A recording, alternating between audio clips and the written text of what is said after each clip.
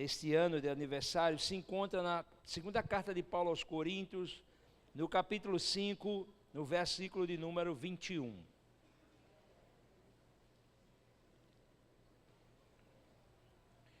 Diz o texto, aquele que não conheceu o pecado, ele o fez pecado por nós, para que nele fôssemos feitos justiça de Deus. Vamos toda a igreja citar o versículo, vamos lá? Aquele...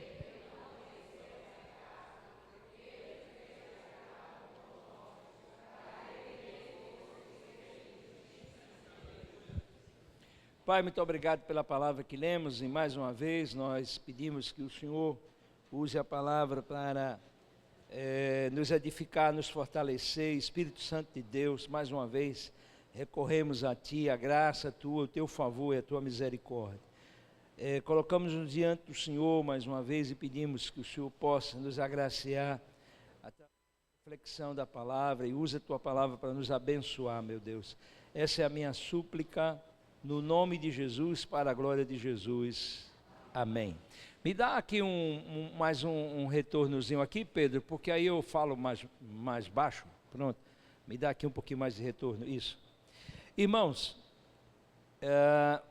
esse versículo que vocês escolheram para o tema do aniversário, irmãos, é um versículo, é uma expressão, uma verdade que Paulo está falando, mas que está inserida dentro de um contexto. Por que ele estava falando isso e o que é que ele estava exatamente tratando antes dele fazer essa declaração? A palavra do Senhor nos mostra, irmãos, que Paulo está exatamente falando sobre reconciliação. A ideia de Paulo era essa, a reconciliação que aconteceu lá na cruz, no Calvário. O que aconteceu no Calvário foi exatamente a reconciliação, que foi algo realizado por Cristo, só poderia ser feito por Ele. E nos mostra, irmãos, que Deus é quem toma a ação, Deus toma a atitude, Deus se mobiliza e se volta para o homem. E é bem claro, irmãos, que quando Paulo vai trazer esta palavra, Paulo está dizendo, irmãos, que nunca partiu do homem o propósito da reconciliação. Depois da queda, depois da separação, Deus se mobilizou nesse sentido. O homem não, o homem nunca conseguiu fazer isso. Todas as religiões e credos que têm isso como base, o início ou a propulsão vinda do homem para se reconciliar com Deus, ou com um ser criador, ou com um ser superior, nunca vai funcionar, nunca vai funcionar. Foi algo que aconteceu de forma inversa. Deus faz uma promessa lá no jardim, dizendo que iria trabalhar isso, iria tratar do conserto daquilo que o pecado tinha gerado. Satanás tinha feito estrago lá no jardim, quando ele enganou o casal, e eles pecaram, e aí desobedeceram ao Senhor. E essa promessa Deus faz lá ao primeiro casal, ao primeiro Adão. Então o Senhor diz: olha, vou levantar da semente da mulher que vai esmagar a cabeça da serpente e que vai trazer a reconciliação com toda a humanidade. E meus amados irmãos, Paulo exatamente está falando sobre isso. E o que é reconciliação? O que é você trabalhar a reconciliação? Imagina, por exemplo, um casal. O marido está com raiva da mulher e a mulher está com raiva do marido. Eles estão brigados, eles não querem mais saber um do outro, cada um vai para o teu lado, eu vou para o meu, eu não quero mais saber de você, não dá mais para a gente estar junto. E aí vem alguém para tentar reconciliar. Alguém que vai tentar conversar com ele e com ela e dizer o seguinte: olha, há condições de vocês voltarem a ser família, a se unir, há condições de uma reconciliação, vocês voltarem a ficar juntos. A ideia é essa. Ou então você, por exemplo, tentar trabalhar a reconciliação do pai que ficou magoado com o filho, ou do filho com a mãe, com o pai. Eu não quero falar com ele, eu não quero ver meu pai, eu não quero ver minha mãe, eu não quero ver meu irmão. E aí alguém chega e vai exatamente trabalhar para que irmão com irmão volte a ser unido, ou então o pai volte a ser unido, a viver em união com seu filho, ou a filha viver em união com a sua mãe de novo, a estarem juntos, a viverem e se amarem. Então alguém vai e produz e gera uma situação para que isso seja contornado. Reconciliação. Reconciliação exatamente é isso, irmãos, que Paulo está dizendo, que Jesus faz, trazer de volta aquilo que foi rompido, a relação, a intimidade do homem com Deus. Então, Paulo está dizendo, irmãos, que o agente da reconciliação do homem com Deus é Cristo Jesus. É isso que ele está aqui exatamente falando. Jesus é que é esse meio, Jesus é o agente. Quem poderia fazer a reconciliação do homem com Deus? Ninguém. Nenhum pecador poderia. Nenhum homem gerado, nascido de mulher poderia. Tinha que ser ele teria que tomar a iniciativa. Então ele deixa a sua glória, se esvazia da sua glória e toma a forma humana, e ele próprio vem trabalhar esse convívio, essa restauração, dessa reconciliação do homem com ele, o Criador, irmãos. E meus amados irmãos, quando a gente olha esse texto, irmãos, e o contexto, nós reconhecemos que essa reconciliação, para que ela acontecesse, não foi fácil. Você pensa que foi fácil? Foi não. Primeiro, para que essa reconciliação acontecesse do homem com Deus, de você com Deus, de nós com Deus, do homem com Deus, a primeira coisa que nós temos que entender, irmãos, é que um preço muito alto foi pago. Você pensa que foi de graça? Você pensa, irmãos, que foi sem custo nenhum que essa reconciliação aconteceu? Não, o preço foi pago. E qual foi o preço pago? A morte. Ele tinha que morrer. O homem tinha que morrer pelo homem. Agora, para o injusto ser justificado, teria que morrer no lugar dele o justo.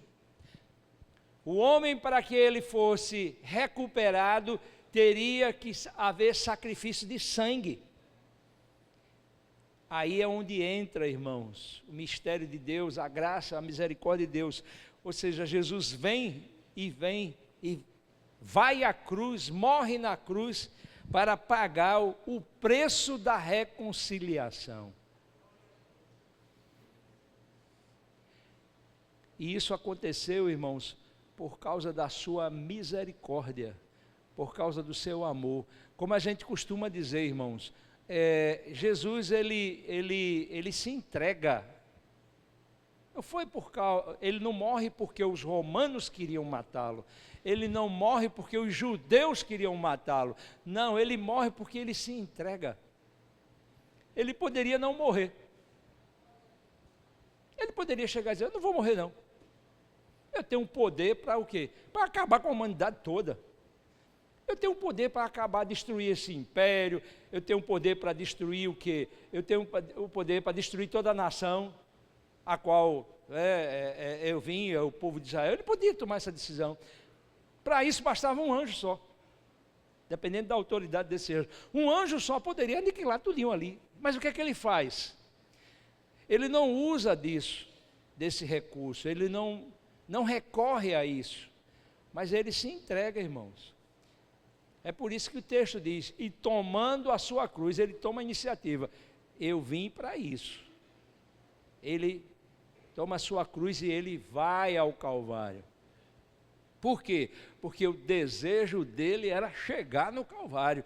Ele queria exatamente a reconciliação do homem, da humanidade com Deus, e para isso ele sabia que tinha que pagar o preço, e o preço era a sua morte.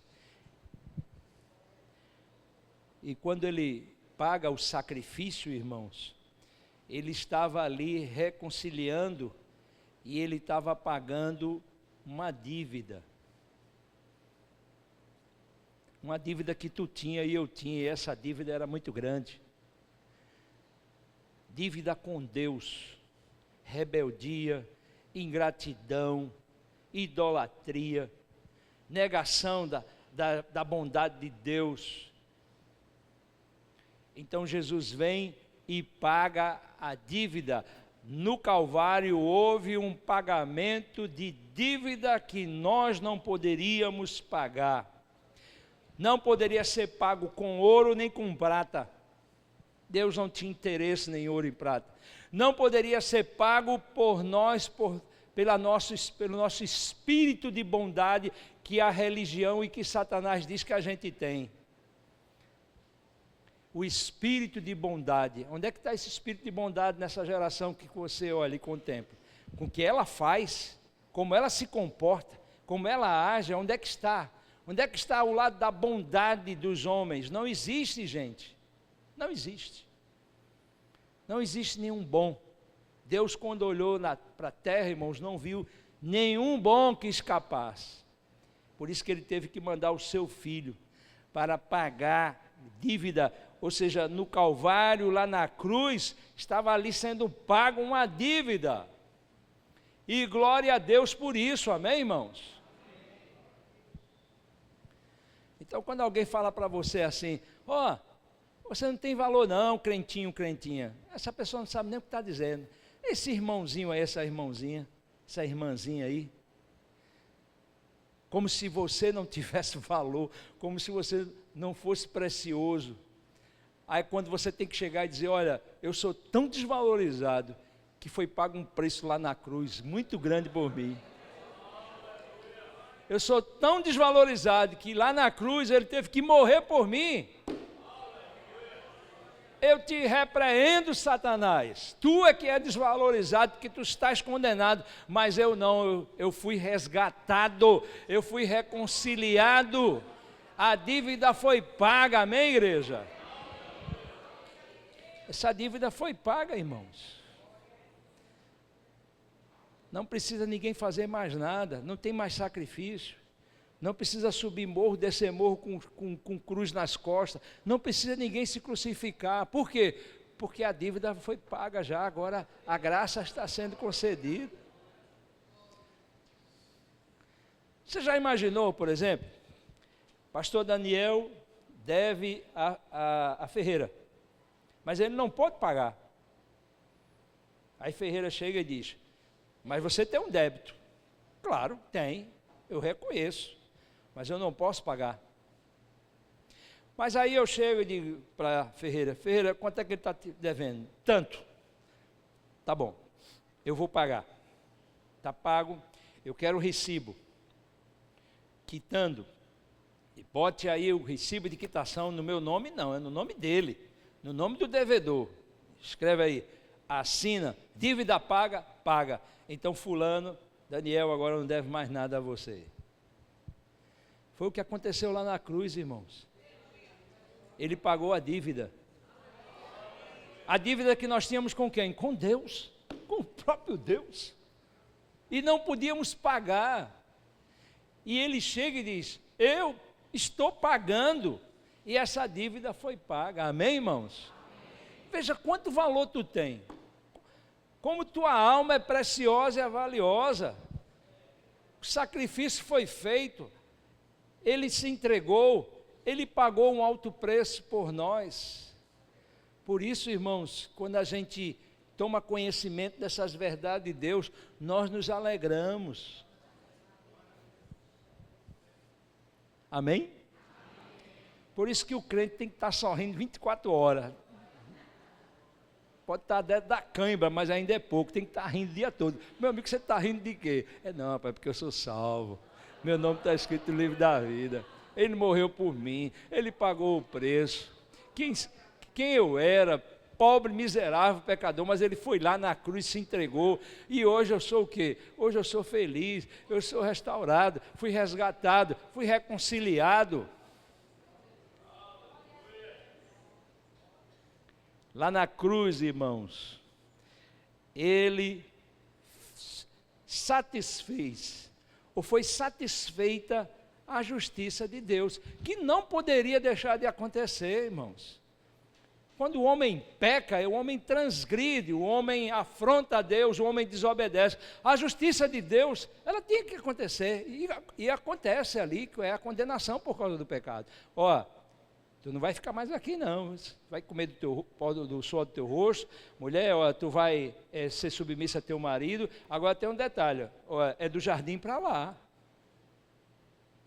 E agora tu tem que plantar, cuidar da terra e produzir o teu fruto. Por quê? Porque tudo que tu tinha de bom aqui, tu rejeitasse por causa da desobediência. Pense numa coisa terrível, é o espírito de desobediência. É o pai e a mãe chegar para o filho e para a filha e dizer, não faça isso. Aí ele vai e faz. O que é que acontece depois? Juízo. Toda desobediência leva a prejuízo. Não tem escapatória. E assim foi, irmãos. E a justiça de Deus foi estabelecida. E agora, o que fazer com um homem? Alguém tem que pagar o preço, vida por vida. Assim foi no simbolismo lá do Antigo Testamento. O animal era imolado, colocado sobre o altar, seu sangue, o sangue da ovelha, do bode, do carneiro, do boi, né, era oferecido. E o que era aquilo ali? Era o animal morrendo no lugar do pecador. O simbolismo era esse. Olha, você é pecador, você está diante de Deus, há uma falta, há uma falha, há uma dívida. Aí o que é que ele faz? Vou botar alguém para morrer no meu lugar. Aí vinha um animal. E o que era que o animal fazia? O animal estava substituindo aquela pessoa. Isso simbolismo, irmãos, está lá no Antigo Testamento. E o que é que acontecia? O sacerdote chamava a pessoa que estava lá fazendo o sacrifício, o holocausto, e dizia, bote a mão sobre a cabeça do animal. Aí a pessoa botava e dizia, eu transmito para ele toda a minha culpa. Aí o sacerdote pegava o animal e degolava e ele morria, e o seu sangue era aspergido, vida por vida. Mas aí Deus projeta e já vem usando, no decorrer dos tempos, na sua onisciência, na sua sabedoria, Deus já vai anunciando que isso iria acontecer, e esse sacrifício lá na cruz seria definitivo e perfeito. É quando Jesus, irmãos, entrega sua vida por nós. Para que nós pudéssemos estar aqui hoje, ele morreu na cruz, ele teve que morrer. Se a cruz e o Calvário não tivessem existido, a gente não estava aqui não. Nós não estaríamos aqui. Por que é que nós estamos aqui? Porque o Calvário foi verdade, é verdade. A morte aconteceu, o sacrifício foi feito, a vida dele foi exatamente dada por nós. E no versículo aqui 19, irmãos, há uma expressão interessante, quando Paulo fala aqui o seguinte, a saber, que Deus em Cristo, reconciliando consigo o mundo, não imputando aos homens as suas transgressões, e nos confiou a palavra da reconciliação. Aí Paulo está dizendo, olha, Deus em Cristo reconcilia todas as coisas, e isso realmente aconteceu, trouxe a graça e a salvação por nós, e aí depois ele nos convida para ser o quê? Mensageiros dessa reconciliação. Por isso que eu não entendo o crente que gosta de causar briga entre os outros, entre as pessoas. Eu não entendo o crente fofoqueiro, o crente linguarudo, o crente que fica com tititi, causando divisão, contenda. Como? Se você foi chamado para o ministério da reconciliação. Paulo está dizendo, nós fomos chamados para quê? Depois da gente receber essa graça e essa bênção, nós fomos chamados para quê? Para exercer o ministério da reconciliação. E quando é que o ministério da reconciliação acontece? Quando tu prega o evangelho. Quando você está pregando o evangelho, você está exatamente sendo instrumento da reconciliação daquela pessoa com Deus. Foi isso que aconteceu quando pregaram o evangelho para você. Você não se reconciliou, você não creu, você não reconheceu o seu estado de pecado, você não entregou a sua vida a Jesus, você não pediu perdão. Então foi o que aconteceu. Deus usou alguém para, no ministério da reconciliação, chegar até você. E esse é o nosso papel hoje, o papel da igreja, a reconciliação de todo mundo, irmãos. Essa é a mensagem que nós pregamos, e Paulo está dizendo isso, e nos confiou a palavra da reconciliação. E é isso que a igreja faz, é isso que o Grupo Resgate faz, é isso que os departamentos têm que fazer. É chegar para o pobre homem coitado dessa geração, que se ilude, né, com aquilo que tem, e chegar para ele e dizer: olha, o preço foi pago. Há esperança, há salvação. Aonde? Ela está em Cristo e através de Cristo. Amém, irmãos? Então, na cruz, irmãos, a dívida foi paga, a reconciliação aconteceu, a justiça de Deus foi satisfeita ali. Jesus satisfaz a justiça de Deus. Pai, está consumado. O que ele quis dizer com aquilo ali? Pai, está consumado. Ele estava dizendo o seguinte: está pago, está pronto. Está quitado, perdoa-lhes, porque eles não sabem o que fazem. Era exatamente, ele estava dizendo: não leve em conta a ignorância deles, não leve em conta o que eles estão fazendo, mas haja com a misericórdia, com tua graça. Está consumado, a dívida está paga, é por isso que tu está aqui, e tu não deve mais nada. Amém? Você não deve mais nada. Mas também não vai dever a ninguém não, viu? Não vai dever crediário, não vai ficar devendo aí as lojas, Riachuelo, C&A, quais as outras? Renner. Te reconcilia. Tu já fosse reconciliado, tua dívida foi paga. E meus amados irmãos, e aí na cruz, irmãos, a comunhão é restaurada. É Ele que vai fazer isso, vai restaurar a comunhão com Deus, aquela comunhão que foi rompida lá no jardim por causa do pecado. É como diz lá, Mateus capítulo 27, no versículo de número 51, a palavra do Senhor diz, o evangelista diz o seguinte, que quando ele morre, o véu do santuário se rasgou, foi rasgado, ou seja, ele chega e diz: agora o homem que estava separado pode chegar à tua presença, Pai. Através de quem? Do seu sacrifício. Então a reconciliação, a comunhão foi restaurada.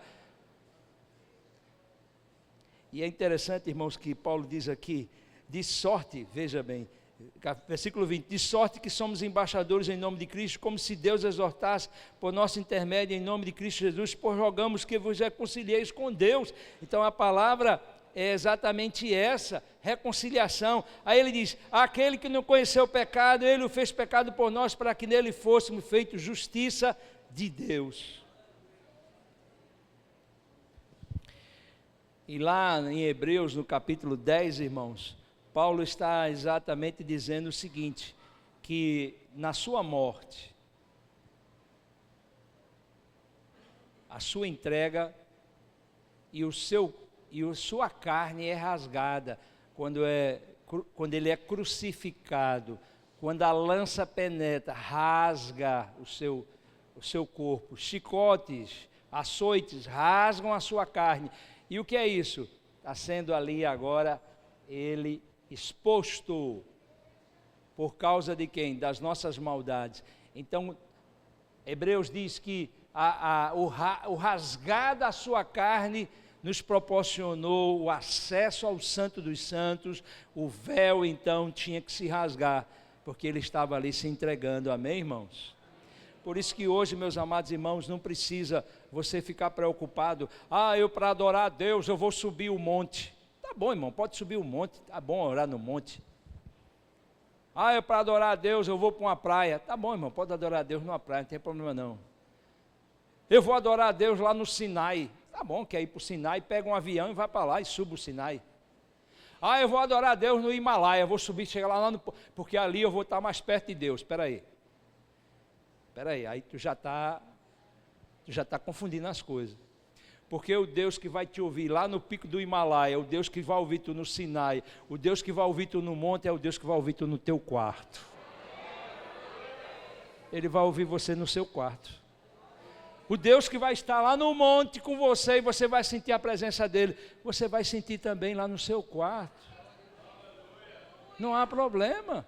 Pode subir o monte, pode ir para o vale, pode subir a montanha se você quiser. Mas não depende disso. O véu foi rasgado, a comunhão está agora sendo possibilitada para todos aqueles que creem, amém, irmãos? Então, através do seu sacrifício, através da sua morte, a justiça de Deus foi satisfeita, a comunhão foi restaurada. E agora? Agora o que é que nós somos? Inimigos de Deus? Não. Através da reconciliação a gente se tornou o quê? Filhos de Deus, nós somos família.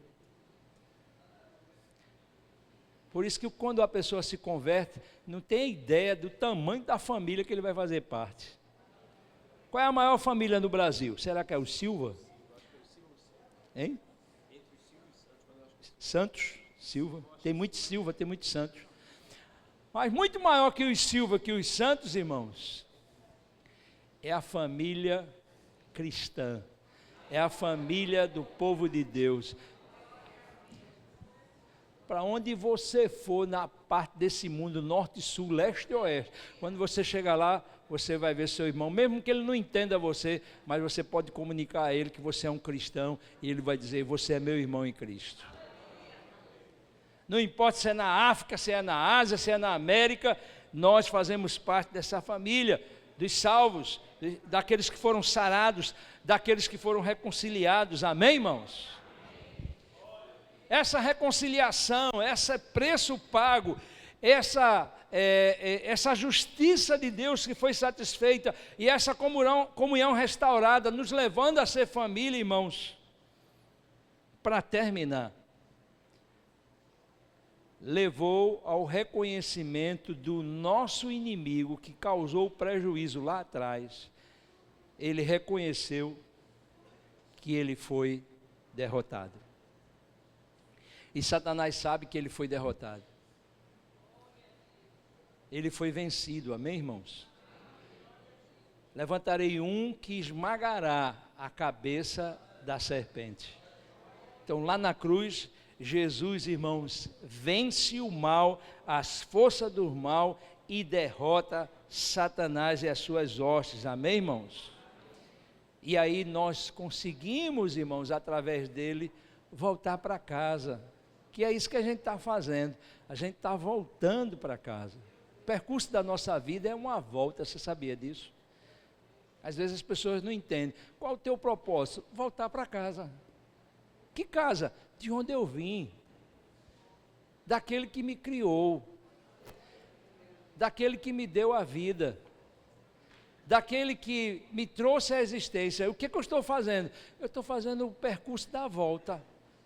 Pela fé, através do Evangelho e em Cristo Jesus. Que coisa maravilhosa, irmãos. Amém, irmãos? Então a gente está voltando, irmãos. Nós estamos voltando para o paraíso. A gente quer de volta o paraíso. Aqui a gente quer de volta a comunhão. A gente quer de volta a presença de Deus. E isso só acontece através de Cristo Jesus. Então Ele nos reconcilia.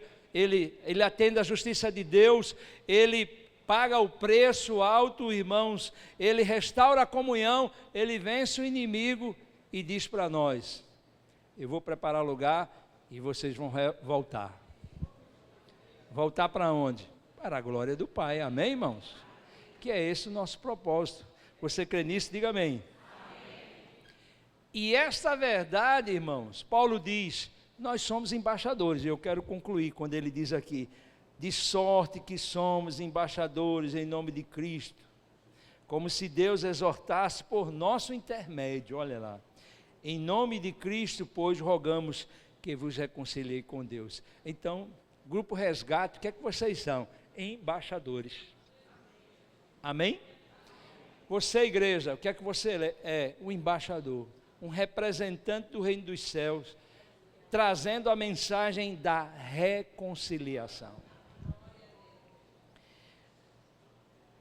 Hoje eu estava vendo um documentário, irmãos, sobre a desigualdade no mundo, os problemas do mundo, o homem no pecado é terrível. E aí eu estava lá matando a curiosidade sobre as pessoas mais ricas do mundo, os bilionários.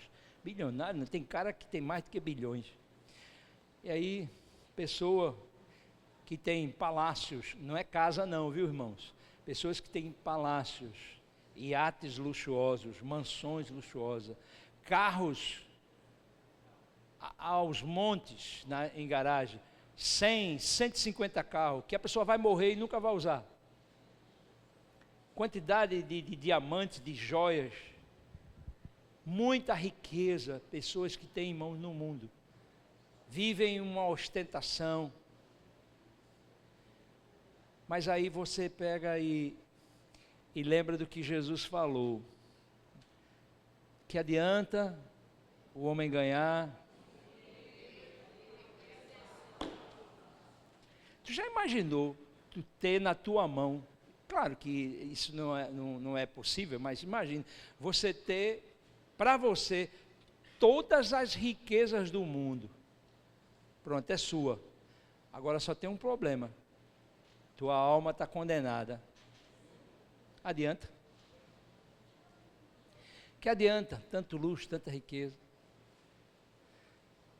E o camarada estava lá dizendo que uma cadeira na mesa de um daqueles camaradas ricos, uma cadeira da mesa de jantar, são muitas, uma cadeira só, $9.000. $9.000 é quase o preço de um carro, uma cadeira. Mas aí tu lembra do Salmo 73, Asaf chegou, olhou e disse, Senhor, olha como eles são, parece que eles não têm doença, parece que eles não têm problema, eles só vivem de banquetes, eles se regozijam, veja como eles são, Senhor, e eu que me mantive na inocência, estou aqui te servindo, passando por tantas lutas e dificuldades. Aí ele diz no Salmo 73, até que eu entrei no santuário, ou seja, quando o véu dele se rasga, quando a visão dele muda, ele chega e diz, espera aí, Senhor, eles têm tudo isso, mas como é o fim deles? O fim deles é triste.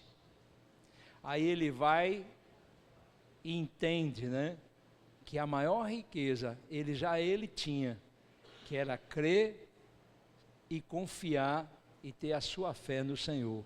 Amém? Que é o teu maior tesouro. Qual é o teu maior tesouro? A salvação.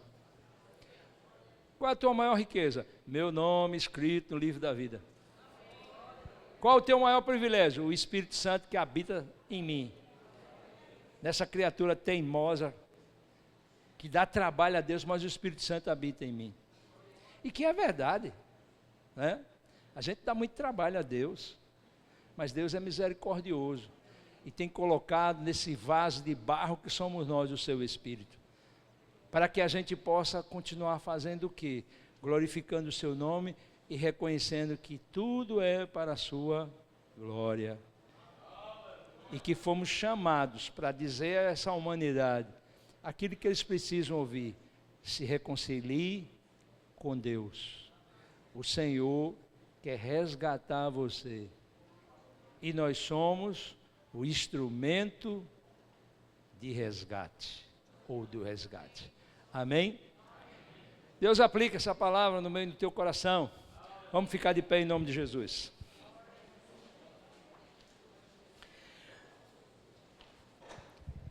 Você que está aí nos vendo pela live, se ainda não confessou a Jesus, se ainda não se reconciliou com Deus, faça isso.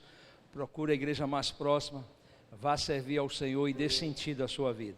Se tem alguém aqui conosco que precisa se reconciliar com Deus, que ainda não fez isso e quer, e deseja perdão dos seus pecados, vem até aqui para orar por você, se você estiver presente aqui.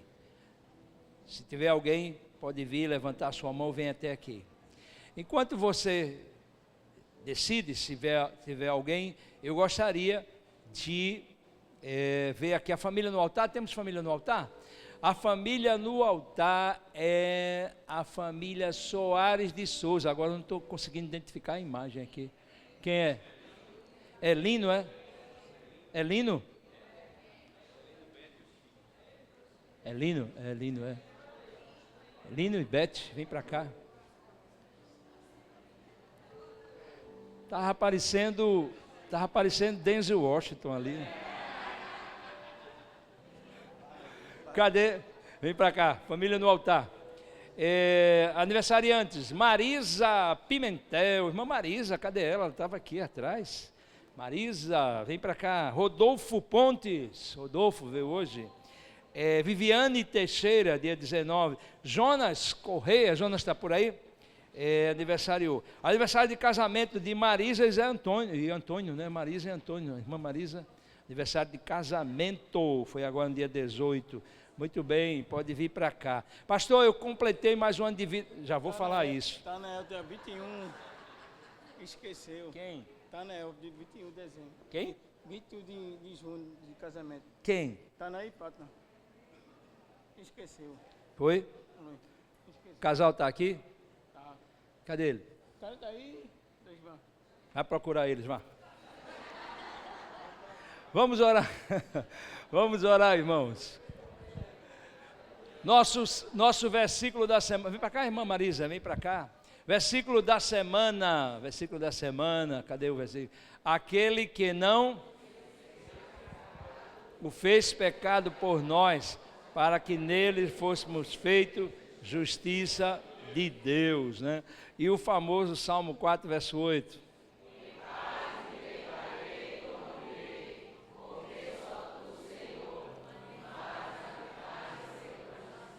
Nós vamos então orar. Algum aviso, pastor Daniel? Vamos estar orando, encerrando o culto na presença do Senhor. E pastor Daniel vai impetrar. Veio não, tá certo.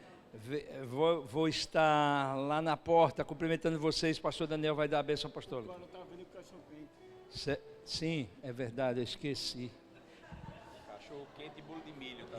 Rapaz, R$5, já estou dando um aviso aqui. Cachorro quente e bolo de milho com refrigerante. Cachorro quente, está aqui. Tem as duas Cachorro quente e refrigerante, R$5. Bolo de milho também. Quem é que está vendendo? Coral. É o Coral. Lá fora, você leva para sua casa, come você e sua família todinha, tá certo? Você vai estar ajudando aí o Coral, eu chamar. Senhor, nosso Deus, nosso Pai, muito obrigado. Aceita este culto de adoração, de gratidão a Ti. Abençoa o resgate, toda a liderança, todos os componentes. Abençoamos Teus filhos que estão completando, ó Deus, mais um ano de vida. Tua serva também, o seu casamento, nós abençoamos sua família, sua casa. Colocamos Teus servos, Juscelino e a Beth, toda a sua casa diante do Senhor, e declaramos que essa família é tua, te pertence, eles são teus, nós os abençoamos. E ó Senhor, nos ajuda e nos dá uma noite abençoada, nos leva em paz para os nossos lares. É a minha súplica no nome de Jesus, para a glória de Jesus. Amém. Pastor Daniel, benção, pastor. Que o amor de Deus o Pai, a graça do Senhor Jesus Cristo, seu Filho, as doces e divinas consolações do Espírito Santo seja sobre todo o povo de Deus, hoje e para sempre. Amém. Deus lhe abençoe, meu irmão. Cumprimente seu irmão da direita e da esquerda. Declare uma semana